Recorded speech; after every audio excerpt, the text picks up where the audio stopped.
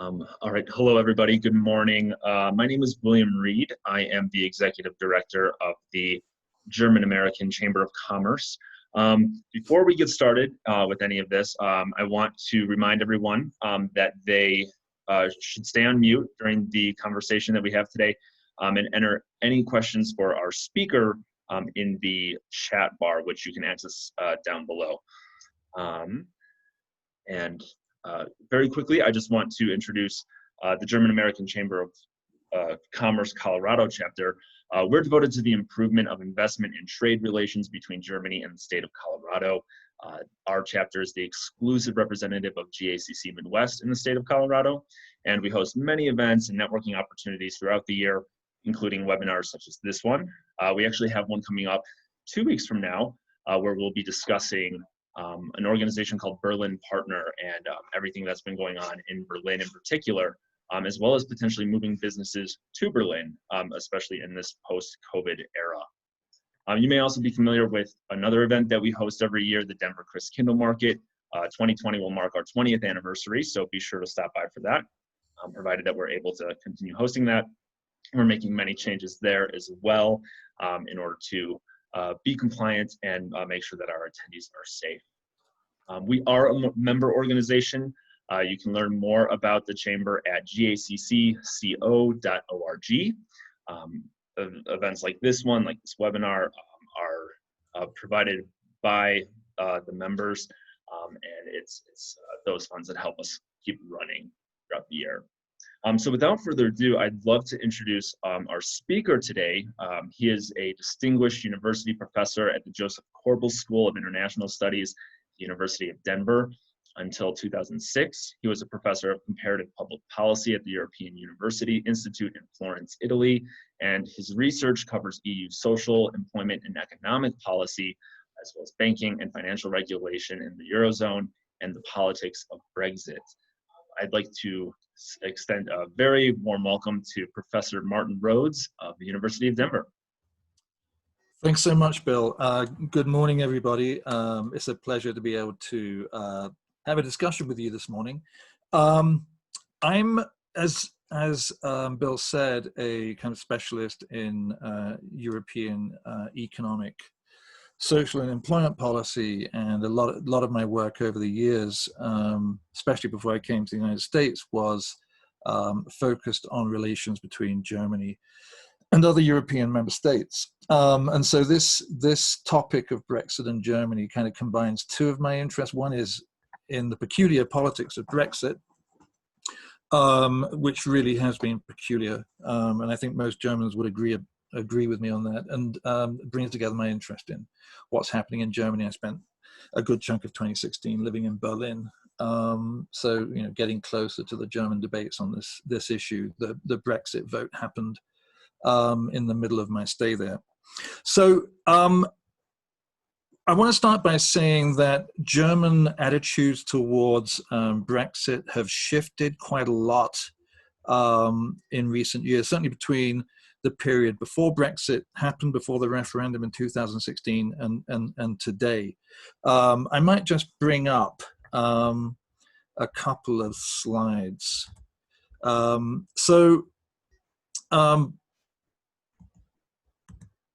In this title slide here, you can see that the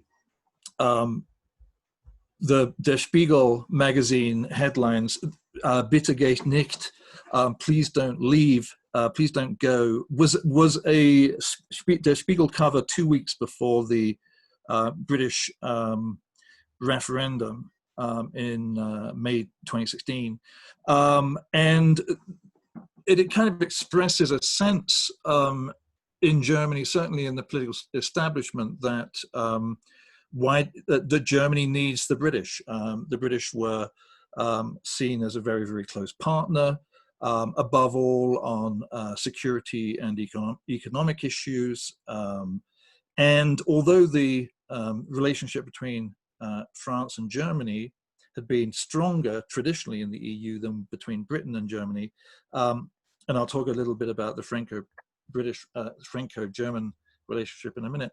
The British had been very important for Germany as an ally on a host of issues, despite growing differences since the Thatcher period, really, on the priorities for moving European integration forward.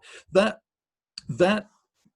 view shifts a lot, and so by the time of Boris Johnson's campaign for Brexit, but more importantly, by the time Boris Johnson positions himself to become leader of the British political system after Theresa May in 2019, the view changes. And so this is a kind of a different view altogether of Britain and Boris Johnson. This is a play on Josef Goebbels' 1943 speech at the Sportpalast in Berlin, where he asked the crowd if they wanted total war.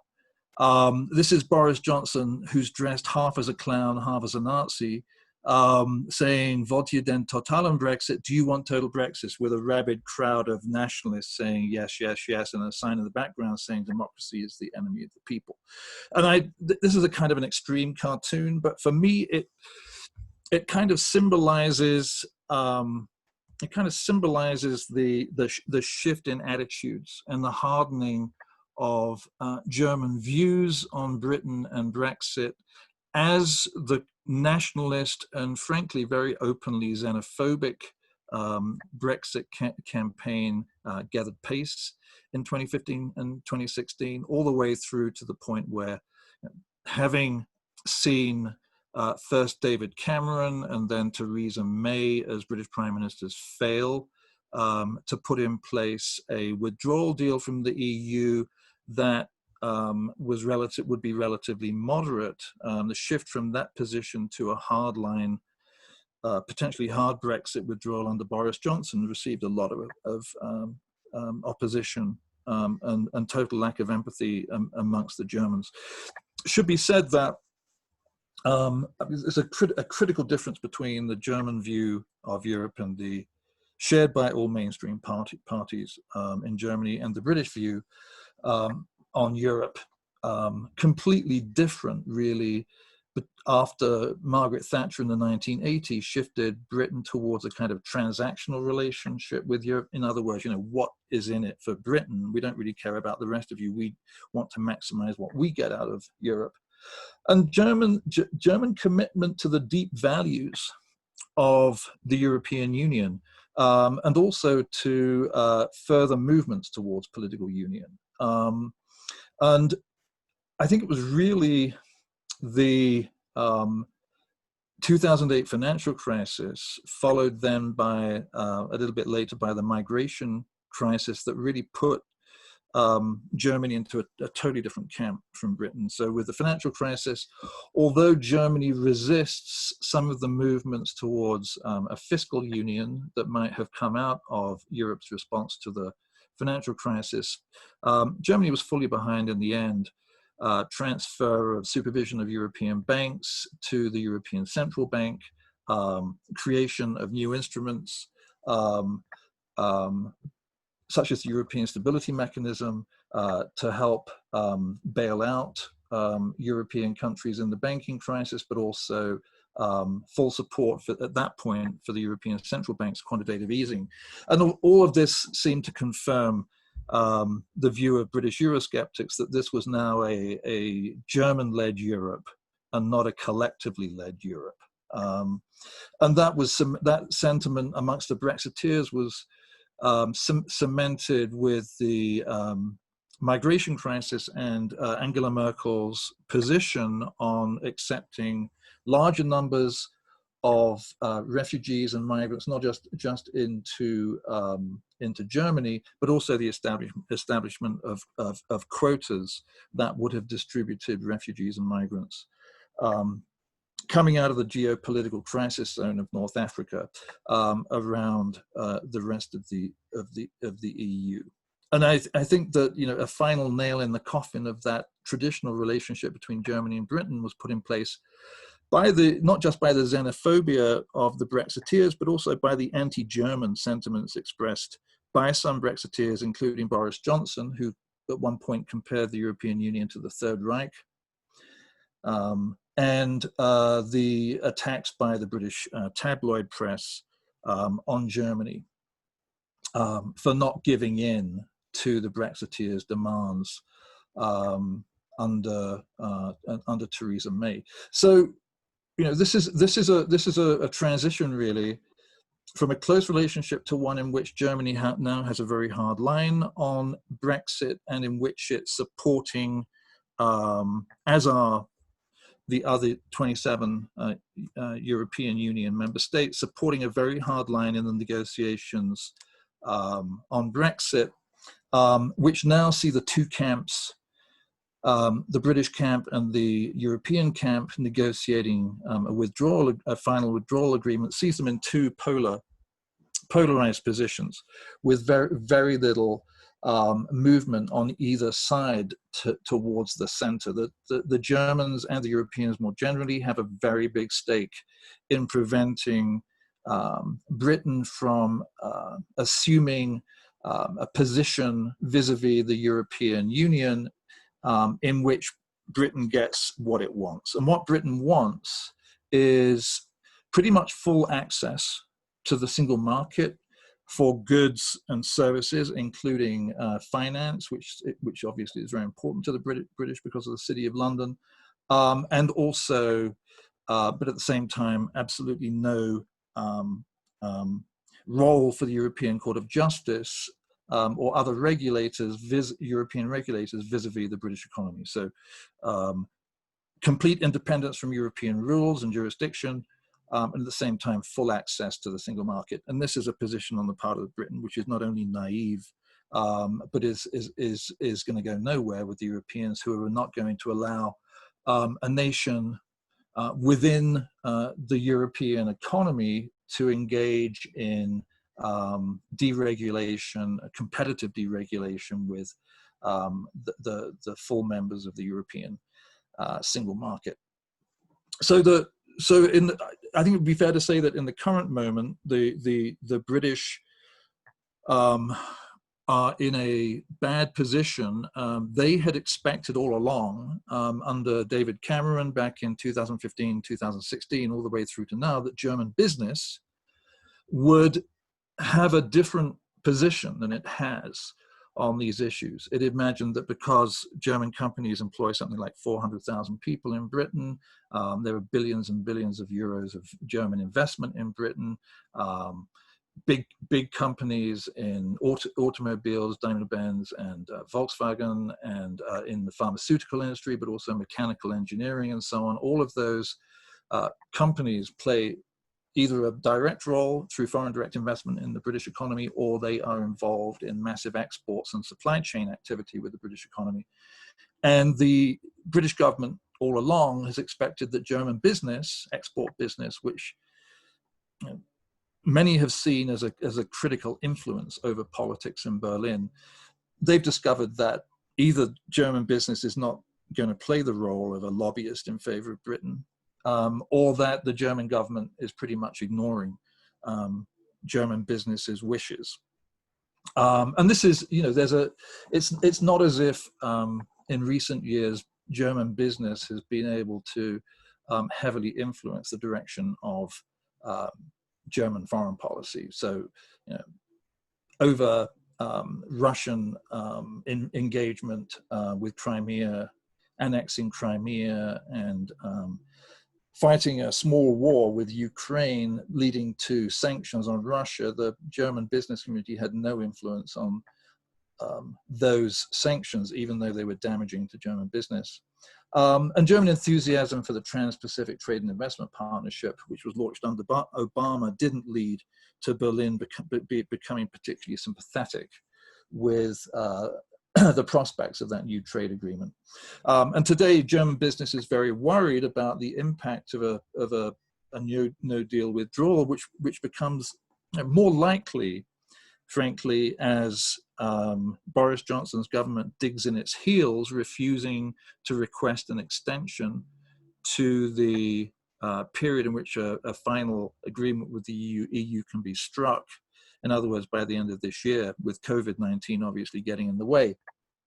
But, just I'll go back to my slides for a second just to give you. So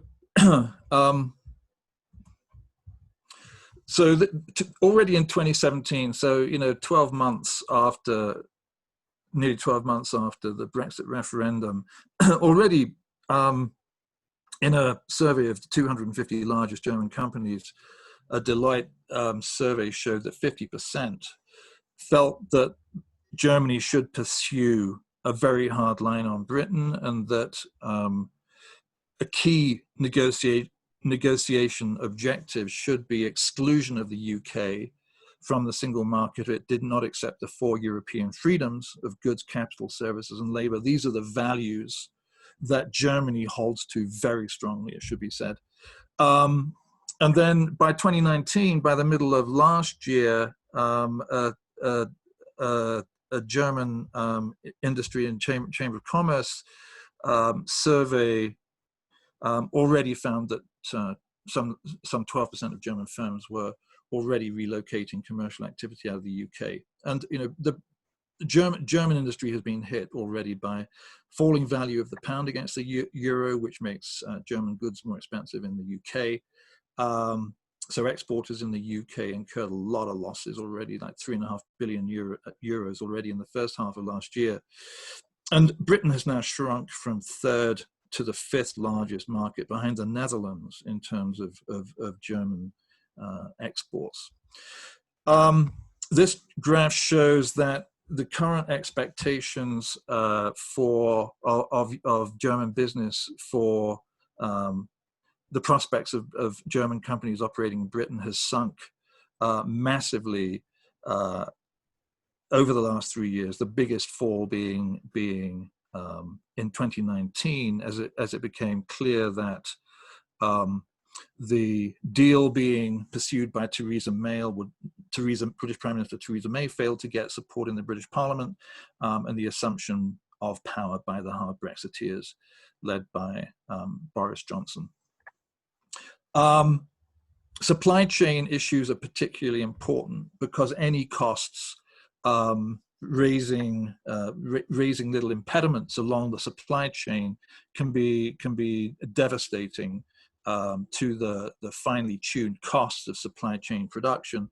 And you see in this graph from the same survey in 2019 that German companies feared most a new customs bureaucracy, which seems inevitable actually, increase in tariff barriers to trade, which will happen if there is a no deal and Britain falls back on WTO rules and tariffs with the European Union.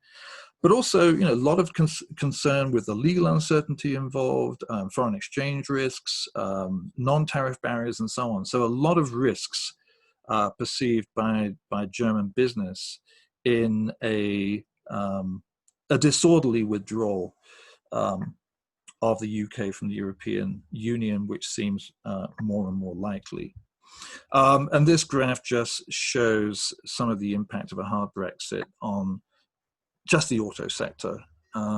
So, you know, big decline in auto production, a big impact in this right-hand graph here on German suppliers of auto components. I mean, the German auto component suppliers, the Mittelstand businesses, especially involved in that activity, risk being massively hit by the adverse effect. Now, this is obviously pre-COVID-19, and COVID-19 changes the picture completely. But even without COVID-19, a hard Brexit was seen as likely to be extremely damaging to German auto companies, and especially to German auto supplies, since German components find their way into just about every car produced in the world these days, and certainly those cars produced in Europe. So what does this mean for Germany more broadly, though? I mean, one of the debates going on about the impact of Brexit on power within the European Union is that it should strengthen Germany in one way or another. That without without one of the largest countries, so Britain has been in the European Union since back then it was called the European Economic Community since 1972, and Britain gained, despite its lack of enthusiasm for further integration, Britain gained a reputation for having some of the smartest politicians and bureaucrats operating in Brussels, Strasbourg, either in the European Parliament or in the European bureaucracy. And certainly the UK representatives in Europe, the bureaucrats involved in that, were considered some of the smartest and finest civil servants working in the European Union institutions. And of course, all of that is going. And the impact should be to strengthen Germany in one way or another. Some think some speculate it could lead to a fully German-led Europe, but Germany is a very reluctant leader for all sorts of reasons, and especially so given lots and lots of criticism of Germany in the last 5-6 years. So Germany, which certainly became very powerful in European politics, with the weakness of two French presidents, Nicolas Sarkozy and then François Hollande. During those French presidency, Merkel became the most important European leader by far, but then also attracted lots of criticism for Germany's opposition towards putting in place so-called Eurobonds to help inflate or underpin the failing economies of Southern Europe during the Eurozone crisis, but also criticism of Germany for not taking a stronger role on some issues, for example, vis-a-vis the illiberal democratic pretensions of Viktor Orban in Hungary, taking a position on the migration crisis, which I talked about earlier, which alienated certainly the Central and East European member states, especially Hungary and Poland. And so there's a great reluctance on the part of Germany to expose itself to more visibility and criticism. But at the same time, there's changing domestic dynamics with the anti-federalist, anti-EU Alternative for Deutschland party, Alternative for Germany party, now the main opposition in the German Bundestag, given that the bigger Social Democratic and Christian Democratic Union parties are both in alliance with one another since 2018 in a so-called Grand Coalition. So there's and the other problem for German leadership is also factions within Germany opposing certain initiatives at the European Union level. The latest of which is the German Constitutional Court in Karlsruhe, which in a judgment last month said that European Central Bank quantitative easing, securities and bond purchases contravened its role and went beyond what Germany had committed to in the European Constitution. So a difficult opposition from within Germany for Merkel and the others in the German government to deal with. And so there's a complex game that Germany has to play in asserting itself as a leader, as the biggest economy, and so it's inevitable that Germany has a big role in the EU, but playing that off against criticism and the fears of other member states about the emergence of a German Europe, so-called, but also increasingly difficult domestic politics with the rise of the Alternative for Deutschland anti-federalist party. So there are lots of constraints on Germany assuming a bigger role. But what's also interesting is that there's been a lot of shift since 2016, which actually does give Germany a bigger role, but in terms of a strengthened partnership with France. So already at the end of 2016, defense ministers of Germany and France at that point, Jean-Yves Le Drian and Ursula von der Leyen, who was defense minister in Germany at the time, put in place a new roadmap towards revitalizing common security and defense policy in Europe, which Britain would have opposed, and putting in place a so-called PESCO, or Structured Cooperation Agreement, on a permanent EU military organization with civilian planning and conduct capability, European Council meetings on security defense, and so on and so forth, common financing of common security and defense policy missions outside of, in Europe and outside of Europe. So already there was the assumption by Germany, in collaboration with France, of a new role in pushing forward military collaboration. And with the election of Donald Trump and his noises about pulling the United States out of NATO, or at least forcing NATO member states to spend more money, that reinforced that shift. The other interesting thing that's happening, though, is that, and I think I'll wrap up with this point since I'm running out of time. The other point is that in the last couple of months, Angela Merkel has been asserting her leadership very strongly alongside Emmanuel Macron in putting in place, or trying to put in place, new instruments to deal with the COVID-19 crisis and its impact on the European economy. So Germany has been fully supportive of the European Central Bank's so-called PEP, Pandemic Emergency Purchase Plan, which is a 700, at the moment, although it's going to get bigger, 750 billion purchasing program of private and public securities, but also the Commission, now led by Ursula von der Leyen, former defense minister in Germany, but and close colleague in the Christian Democratic Union of Angela Merkel. Her role as president of the European Commission is extremely important. And so in putting in place a new program, a recovery program for the European economy, in which the Commission is bent on using its strong credit rating to borrow 750 billion euros on financial markets, which will be channeled through EU programs in terms of budgetary largesse rather than loans to member states struggling with the impact of COVID-19 on their economies.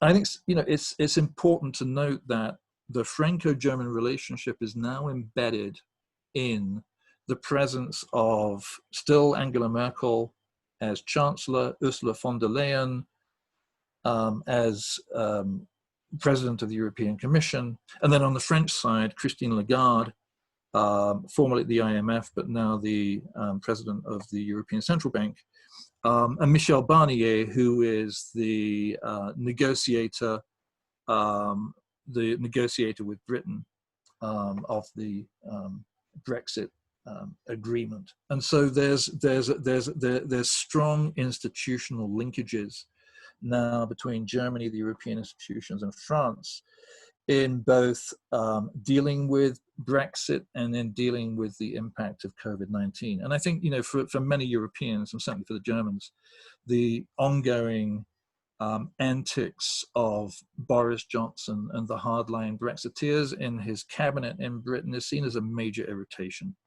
at a point when there are so many other issues to deal with, including, of course, COVID-19, but also problems of rule of law in Poland and Hungary, and other critical issues, including climate change, of course, which the Germans would rather be dealing with.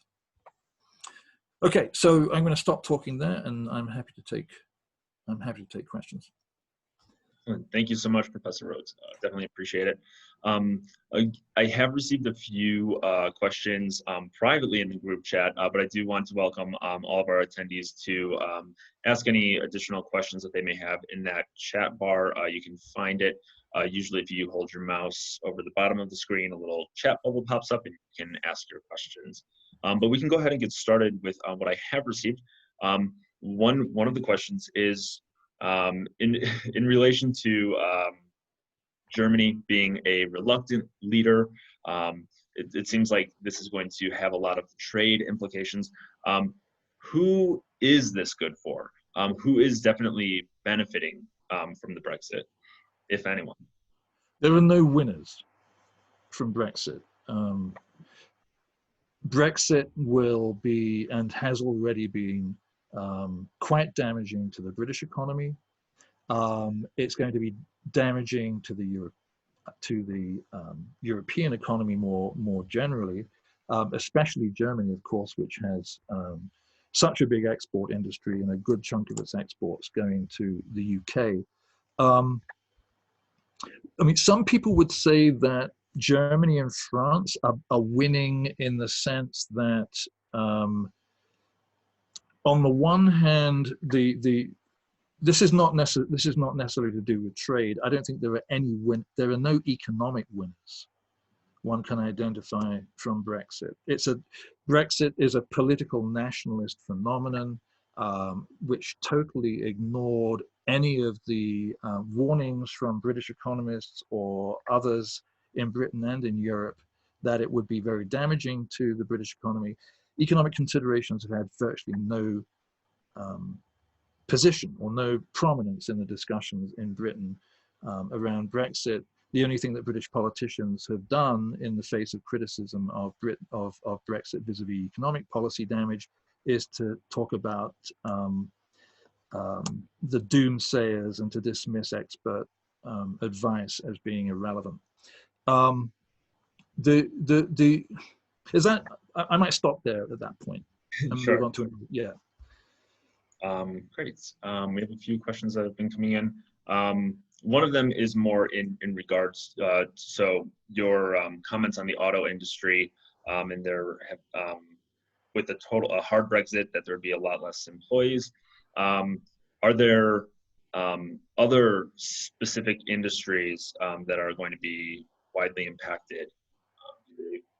So yeah, so auto and auto component suppliers risk being the most affected, and then mechanical engineering, more generally mechanical engineering, machine tools are quite exposed to the British economy, and pharmaceuticals too, although to a lesser extent. And I think other industries, below that are less impacted because either they don't have large amounts of FDI location in Britain, or because the British economy doesn't account for a large number of exports.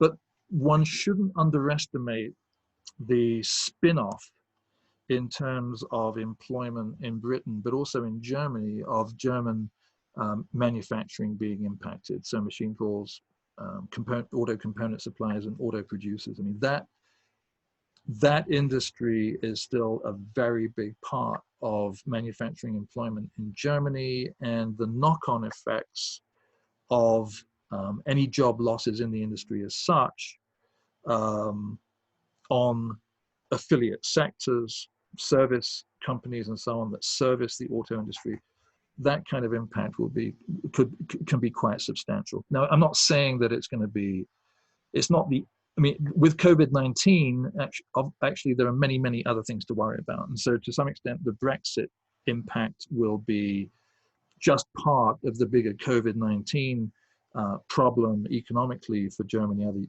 other European countries. But German industry is worried. I mean, the head of the BDI, the big German employers federation, was saying the other day that if there's a disorderly withdrawal of the UK from the European Union, it's going to it's just going to add and make the COVID-19 economic impact even worse.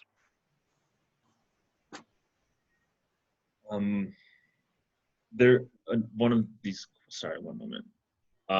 Yeah, so one of the questions here was in regards to, you had mentioned during your talk that German business doesn't necessarily influence German government, which I think is a very strong contrast to the United States, where we see a little bit more activity between the two. And the question is if you'd be able to expand a little bit on that, or even contrast with what it's like in the UK. In terms of So, I mean, what's interesting about the UK is that business has had no impact on the Brexit debate. It's totally sidelined. So the great bulk, and I'm talking about 90% of business opinion, large, medium and small sized business and their representative associations in Britain all oppose Brexit. That most parts of the British economy, apart from the fishing industry, which felt that it was getting a bad deal from fishing quotas under the European fisheries policy. Apart from that, you know, there were no sectors in which there was even a significant voice, let alone a majoritarian one, in favor of Brexit. And so, in Britain, since 2016, business has been totally sidelined in policy terms. In Germany, I think a lot of people imagine that because Germany is such a massive export economy, that its export industries would wield very strong influence over policy makers in Berlin. And you know, that's simply not the case. And I don't think has really been the case for a very long time. German business has always been extremely supportive of any German government initiatives that have expanded and deepened the European single market. And so Britain was a very enthusiastic supporter of the creation of the single market with the Single European Act back in 1985, and Germany and German industry were extremely happy with that too, since it led to a massive reduction in barriers to trade across European borders. And German business has been very active in German business has been the most active business sector in Europe in expanding investment into Central and Eastern Europe after the end of communism. So, you know, massive investments by the by the auto industry in the Czech Republic and especially in Slovakia. And so, German business is a very pro-European force. But it hasn't. But it's been supportive of German engagement in European integration, not a pressure group in favor of particular options regarding European integration. So it's not as if suddenly German export companies are going to make Berlin a soft touch on Brexit, which is what David Cameron was hoping for. In the United States, I mean, I think one of the interesting things about the Trump administration is, in fact, you know, in some ways, it's very pro-business, but in a particular way, in terms of tax cuts, especially, but in terms of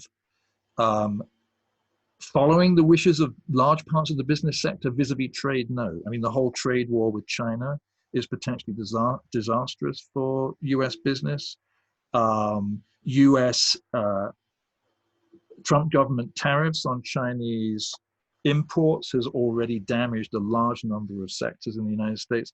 So when you get political nationalists in power, be it Boris Johnson and the Brexiteers or Donald Trump, then business is sidelined, it seems to me. I mean, because the general channel through the Republican Party, by business through the Republican Party into the administration is obviously still there. And the financial sector especially still has a great deal of influence. So Trump's attempts to, or the Republicans' attempts to undo the Dodd-Frank legislation that was put in place to strengthen financial sector regulation, that all reflects the traditional influence of US lobbies. But on trade, I think it's a different matter. I'd love to, in keeping with our time for today, I'd love to do a slight pivot to COVID-19. One of the questions that we received is, You mentioned that Southern European states have criticized Germany for not being supportive enough economically, especially during the Euro crisis. Has Germany's approach to dealing with COVID-19, which they've received relatively quite a bit of praise for, has that changed any of those perceptions? Yes. The Italians who had been particularly critical and the Spanish and Portuguese have turned from criticizing Germany to praising the role of Angela Merkel in pushing for this new recovery program, and that doesn't yet have the support of all the member states. There's the so-called Frugal Four: the Netherlands, Sweden, Austria. Can't remember the fourth, which Denmark. So the so-called Frugal Four that are totally opposed to putting in place any European programs to support the southern economies. I mean, they're simply going to have to give up in the face of the German, the Franco-German consensus on this. And I think that it's become very clear to everybody that Ursula von der Leyen, Commission President, European Commission President, and Angela Merkel are the critical actors now in bringing reluctant member states around into support behind this COVID-19 economic initiative. So it's switched totally. I think Germany is getting a lot of praise and support from its erstwhile critics. So that actually leads well into another question. So if it is receiving this praise, this is post-Brexit, post-COVID-19, is this changing the perception amongst EU members where the EU is a Germany-led union, and would this be a welcome arrangement to the EU members, or do you think it would provoke further criticism? So I think there are the dynamics of the European construction change over time.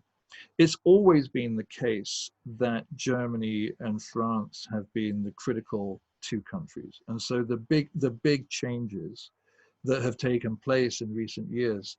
So economic monetary union. So first the European monetary system, and then after 1999, the economic and monetary union were Franco-German constructions, and the other countries simply cluster. The smaller countries cluster around Germany and France, which have been taking the lead positions. Germany and France were also the lead countries in putting in place the Schengen Agreement on passport-free movement across the European Union. They collaborated very closely on the fiscal compact that was put in place after the financial crisis. And so Germany has always been the key player, but balanced by France. And I think, for the Southern European countries, they're simply happy when they're part of a club with France. So the so-called Club Med group of countries, they're just very happy when France is taking the lead and involving them in a coalition to balance German power. And then there are the other countries, the countries of the pre-EMU Deutschmark zone that all basically adopted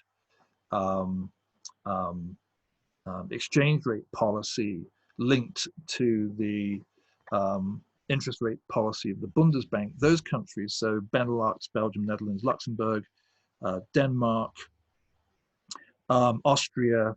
I mean, those countries have always clustered around Germany, and they've been the ones that have been part of this club that's been very frugal on European commitments to European expenditure on things like fiscal policy in support of other member states.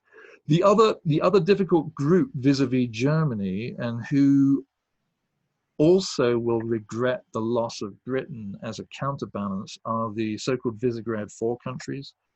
So the four key countries of of Central Eastern Europe, Poland, Hungary, Czech Republic, and Slovakia. Those countries are also very fearful of a German-led Europe. Part of it's got to do with, I mean, the rhetoric has got to do with World War II, Germany's appalling record of occupation of Central East European countries. And that period, and Poland, particularly sensitive on those issues. And so that they're also going to be an awkward customer. So if you think about it, Germany has to deal now with higher visibility, restoring its role with Germany as the motor of further integration, but also dealing with possible antipathy from the southern member states and from the Central East European member states. And it's going to be a very difficult juggling act for German politicians to deal with all of those different interests. Should be said, however, that I think, certainly with the new the post 1918, post 2018, the new grand coalition in Germany, part of the coalition agreement, the treaty, the so-called coalition treaty between the Social Democrats and the Christian Democrats, putting the coalition together, had as one of its main points greater collaboration with Southern Europe. And this is interesting because there's a thing called there's a kind of diplomatic phenomenon called the Weimar Triangle, which dates from 1991, when Germany, France, and Poland linked up in order to give Poland special preferential access to this was before enlargement, to the European economy, but also to European security and defense collaboration. So that is now being pushed again by interest in Germany. The junior part of the Christian Democratic Coalition, the CSU, the Christian Social Union, based in Bavaria, is very keen on establishing better relationships with the East Europeans. But there's this tricky problem that Viktor Orban and Jarosław Kaczynski in Poland are playing this game whereby they're gradually eroding democratic rights in their own countries in contravention of European rules and norms, and that's going to be a major sticking point. Excellent, thank you. And I think we have time for one more question, which I'd like to revise slightly. The question is in regards to what do you think the EU will look like in 5 or 10 years? But I think if we could revise that to what would you say are the most important stories to be watching right now as this continues to develop over the coming years? So the big issue, so one theory of what's going to happen over the next 5 to 10 years is that European Union will disintegrate. That under the combined pressure of all of these problems, illiberal democracy in Hungary and Poland, Brexit, alienation of the southern European countries, especially Italy. I mean, all of this will, and also the rise of the AfD in Germany and other populist right-wing anti-European parties across Europe, all of this will begin to unravel the threads that tie the European Union together. I doubt that very much for all sorts of reasons that we don't have time to go into. But what I would say is that, the stories to watch in that regard now are whether the COVID-19 recovery plan comes into effect quickly and effectively, whether the other initiatives that have been put in place by the European Union, there's a thing called the SURE, S-U-R-E program of 100 billion euros in loans for employment initiatives. There's a German-led initiative called the Pan-European Privacy Preserving Proximity Tracing System to try to put in place a tracking system for COVID-19. In the short term, the success of those initiatives are going to be really critical. And if they don't work out, and if the impact of COVID-19 on the European economy, which is going to hit Italy and Greece the worst, because they still have very excessive levels of debt that are potentially very damaging to their economies. If none of that works out quickly, then a lot of antipathy towards the European Union will grow. I think all those things will be done very quickly, though. And I think that a lot of the fears that certainly Southern Europeans had, that the Germans would oppose economic support, and now those fears are being placated. More generally, I think, you know, there's some very interesting things going on in the European Parliament and in the European Council, and that will also be important in shaping Germany's relationship with the rest of Europe in the next 5-10 years. So one is that with the exit of Britain, it changes the balance of power in the European Council and in the European Parliament. So in fact, the European People's Party, which is where the where Angela Merkel and Ursula von der Leyen's Christian Democratic Party sit in the European Parliament, that group will become stronger as a result of an expansion of its seats when Brexit happens. But at the same time, so Germany's potential influence within the Parliament and within the European People's Party should logically increase. And that's important because the Social Democratic group in the European Parliament has been shrinking a bit. And you have these very noisy nationalists, although thankfully the UK Independence Party and its demented leader, Nigel Farage, have now left.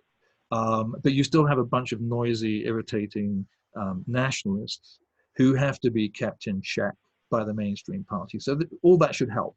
That is the shifting balance in the European Parliament. But in the Council, the new balance of power prioritizes the South and France. So if thinking of, you know, these two camps, the German camp with its northern allies minus Britain, and then the southern camp, which is France and its southern European allies. If you think about those two groups, it's the southern camp led by France that's going to become stronger, and will, you know, under qualified majority voting in the European Council, will actually have an easy majority on most issues if it chooses to exert that power. So a very important thing to watch is what happens in the Council, and there, you know, there's a shift there, potential shift there away from German emphasis on sound budgets, economic liberalism, compared to the southern camps. Less concern with budgets, more concern with economic stimulation, more concern, frankly, with potential protectionism. And so the Germans are going to have to kind of shift a little bit. And there's already some signs of that, with the German government being relatively sympathetic to the southern camp's claims that it needs to be able to prohibit certain kinds of foreign direct investment. So, for example, from China or Russia in strategic parts of those economies. And so there's a potential shift in Germany's position there. So those are the stories worth watching. Fantastic. Thank you so much, Professor Rhodes. Well, I think that actually wraps us up rather nicely. So thank you again, Professor Rhodes, for being with us today and sharing your expertise with the German American Chamber of Commerce's membership. We're very grateful to have you, and hopefully we can do one of these in person someday. That would be nice. Yeah, absolutely. But we really do thank you for you joining us virtually. Yeah, we'll be, for those who are attending, we will be, this has been recorded and we will be making it available on YouTube. We'll be sending it out to the full membership as well. So thank you again, and yeah, have a great day ahead. Thank you, Bill. Thank you, everybody. Thank you so much. Bye.